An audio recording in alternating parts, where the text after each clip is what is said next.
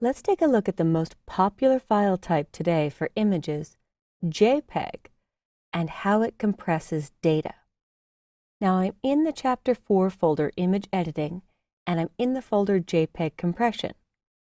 And what I've got is an image that started as a Camera Raw file, but I opened and saved as JPEG 6 different times, lowering the compression setting every time.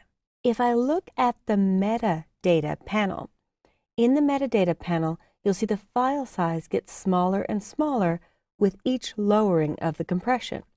So this one's a little over 3 megs. This one is 1.5 megs. This one's under a meg at 800K, roughly, 700K, 400K, and 426. 426 and 471. Not a big difference. But from a distance, you really can't see the quality loss. JPEG is known as a lossy, L-O-S-S-Y, a lossy form of compression. And let me just open one image to explain what lossy means. If this was shot on a low-end camera, a smartphone, or a consumer class point-and-shoot camera, they initially save as JPEG to fit more images on your camera card. On that first image, it may look at the photo and decide, you won't notice if I trash 300 pixels. So, you've lost 300 when you just take the shot. Now, if you open it, make a change and do File, Save As, and leave it on JPEG again, Photoshop may decide to trash 300 more pixels, so you've lost 600 pixels. And it gets progressively worse. But let's open all of the images at once to see what this does. I'm going to close this one file, and I'll come back to Bridge, and I'll click on the quality of 2 and shift-click on the quality of 12, and it selects everything in between. Now, if I double-click on any one of the selected images, it opens them all. So I've got 2 through 12 for the quality setting open.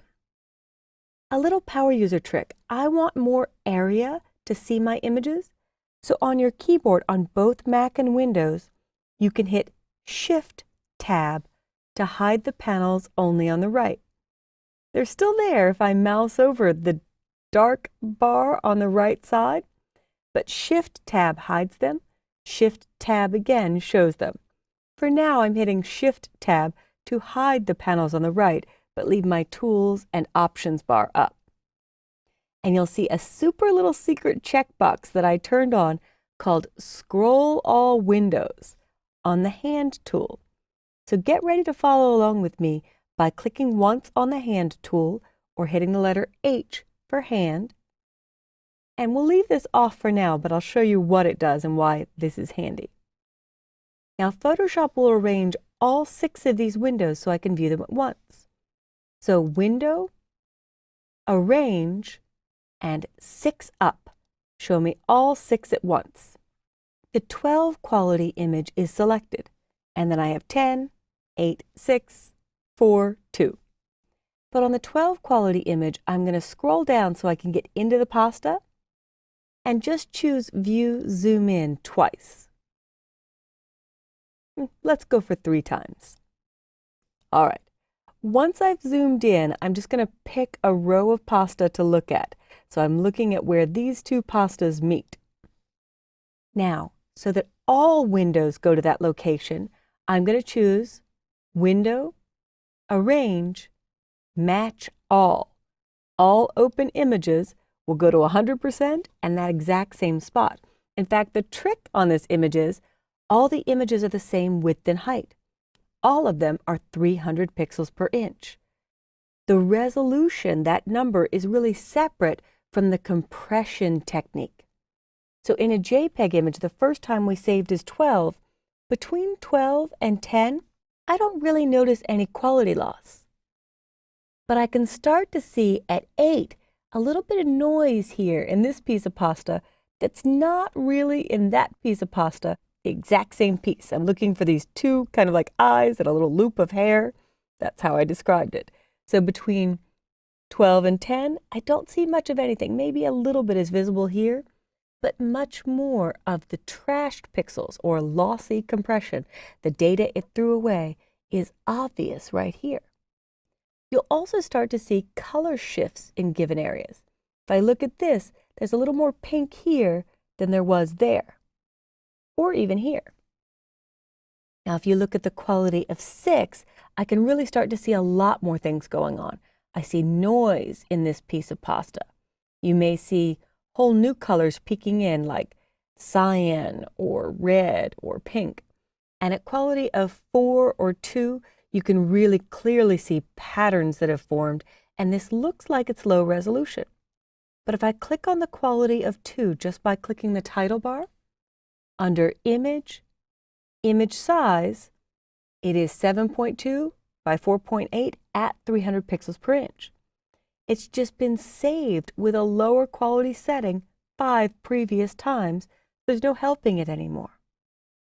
So when I get a JPEG, the first thing I do is put it in an uncompressed format, .psd or .tiff. So here's how I do that. If I come back to Browse in Bridge, I left the original .psd in the Lesson 4 folder for you. So the Pasta 300 pixels per inch PSD is what I'm double-clicking to open. And I'll actually bring this up so it's a floating window, and it will get large just so I don't mess up the ones in the background. And when I do File, Save As, the first time I save as JPEG, I just want to show you the dialog. When I hit Save, here is where I chose my compression setting.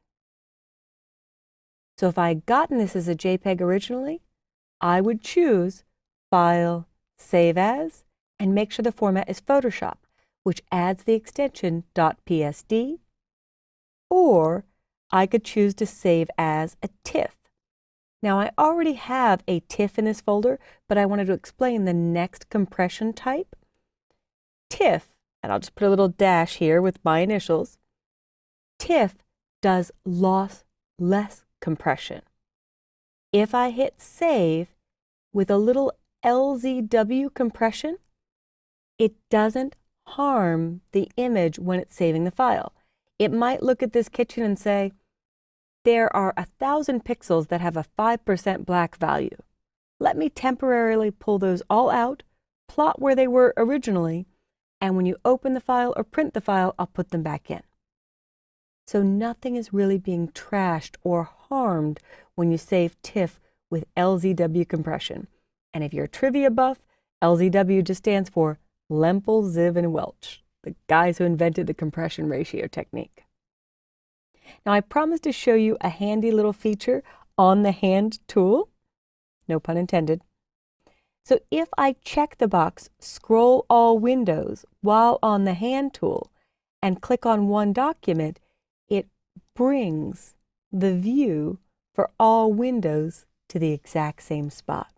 I love that for file comparison, and so for this example, it's really helpful.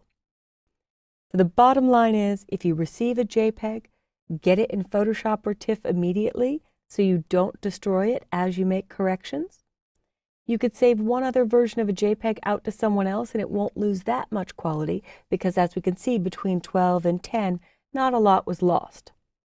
But I never work on the JPEG again because I don't want it to get progressively worse and worse if I keep saving over that same JPEG file.